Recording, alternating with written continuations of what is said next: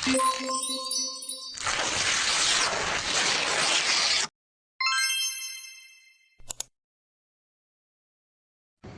kamu mendengar istilah zat adiktif? Menurut Kamus Besar Bahasa Indonesia atau KBBI, adiktif berarti bersifat menimbulkan ketergantungan pada pemakainya.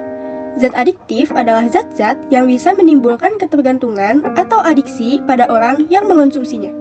Para ilmuwan percaya bahwa zat adiktif yang dikonsumsi oleh organisme hidup bisa menyebabkan kerja biologi dan menimbulkan efek ketergantungan yang sulit dikendalikan. Lalu, apa saja jenis-jenis zat adiktif yang perlu kamu ketahui?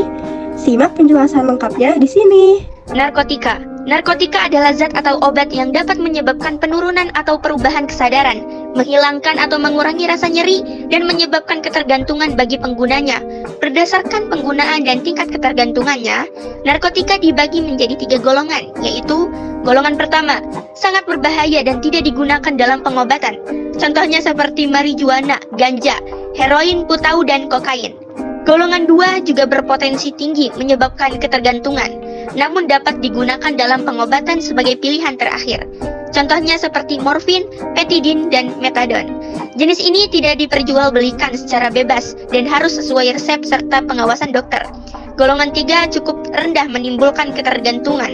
Jenis ini telah banyak digunakan dalam pengobatan. Contohnya adalah kodein. Meski demikian, penggunaannya harus sesuai resep dan di bawah pengawasan dokter.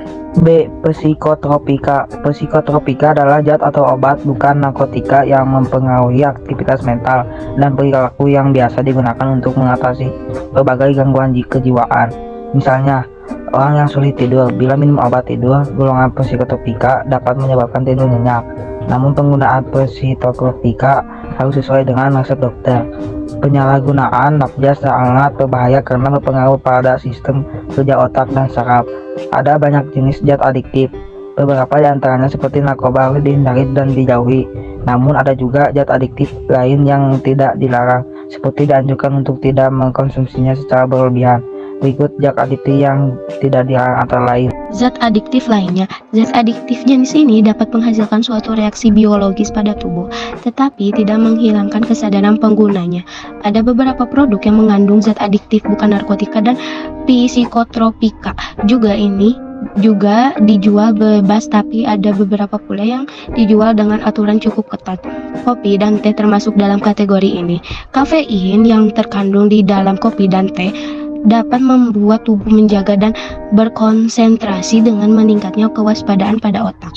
Nah, itulah penjelasan mengenai zat adiktif, mengenai bahayanya yang ditimbulkan akibat penyalahgunaan zat adiktif terhadap kesehatan. Maka dihindari pemakai zat adiktif berbahaya.